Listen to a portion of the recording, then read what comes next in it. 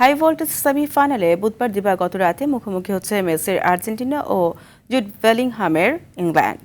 এই ম্যাচে ২৪ বছর পর আবারও গ্রেটেস্ট শো অন আর্থে লড়বে দুই সাবেক বিশ্ব চ্যাম্পিয়ন। আর্জেন্টিনার লক্ষ্য শিরোপা ধরে রাখা, আর ইংল্যান্ডের চোখ ৬০ বছরের অপেক্ষা ঘোচানো। বিশ্বকাপের দ্বিতীয় সেমিফাইনালে আটলান্টায় ম্যাচটি শুরু হবে বাংলাদেশ সময় বুধবার রাত ১টায়। মুমসাদ্দিন নুরির রিপোর্ট। সেন্সিটিভিটি আমার নাই, আছে হোয়াইট প্লাস প্রো সেন্সিটিভ। দাঁতের সেন্সিটিভিটি বলে খান মন খুলে।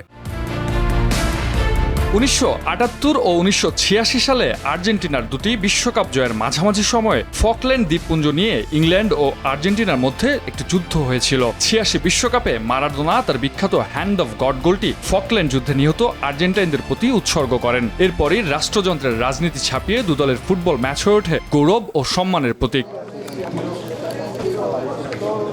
সেই সম্মানের লড়াইয়ে বিশ্বকাপের দ্বিতীয় সেমিতে ডিফেন্ডিং চ্যাম্পিয়ন আর্জেন্টিনা মুখোমুখি হবে ৬৬র চ্যাম্পিয়ন ইংল্যান্ডের। যদিও ঐতিহাসিক লড়াই ছাপিয়ে দুদলের রয়েছে ভিন্ন দুটি এজেন্ডা। একদিকে আলবিসেলেস্তেদের শিরোপা ধরে রাখার মিশন, অন্যদিকে ৬০ বছরের অপেক্ষা ঘোচানোর স্বপ্নে বিভোর ইংলিশরা। এবারের আসরে আর্জেন্টিনার পথ চলাটা মোটেও মসৃণ ছিল না। শেষ ১৬য় মিশরকে ৩-২ আর কোয়ার্টার ফাইনালে সুইজারল্যান্ডকে ৩-১ গোলে হারিয়ে সেমিফাইনালে ওঠে আকাশী নীল জার্সিধারীরা। দলটির সবচেয়ে বড় ভরসা লিওনেল মেসি। ৩৯ বছর বয়সও প্রতিপক্ষের জন্য সবচেয়ে বড় আতঙ্ক। বিশ্বকাপে ৮ গোল করে তিনি যৌথভাবে সর্বোচ্চ গোলদাতার তালিকায় কিলিয়ান এমবাপ্পের সঙ্গে রয়েছেন শীর্ষে। অন্যদিকে ইংল্যান্ডও এসেছে কঠিন পথ পাড়ি দিয়ে। শেষ ১৬তে মেক্সিকোকে ৩-২ এবং কোয়ার্টার ফাইনালে নরওয়েকে ২-১ গোলে হারিয়ে সেমির টিকিট কাটে থ্রি লায়ন্সরা। ইংলিশদের হয়ে মিডফিল্ডে জুড বেলিংহাম একাই বদলে দিচ্ছেন ম্যাচের চিত্র। চলতি আসরে ৬ গোলের সাথে করেছেন একটি অ্যাসিস্টও।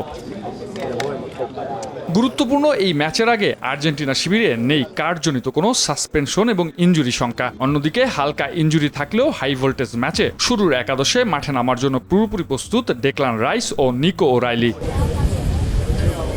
সব মিলিয়ে জমজমাট এক মহারণের অপেক্ষায় ফুটবল বিশ্ব। মুমসাদ্দিন নুরি, RTV।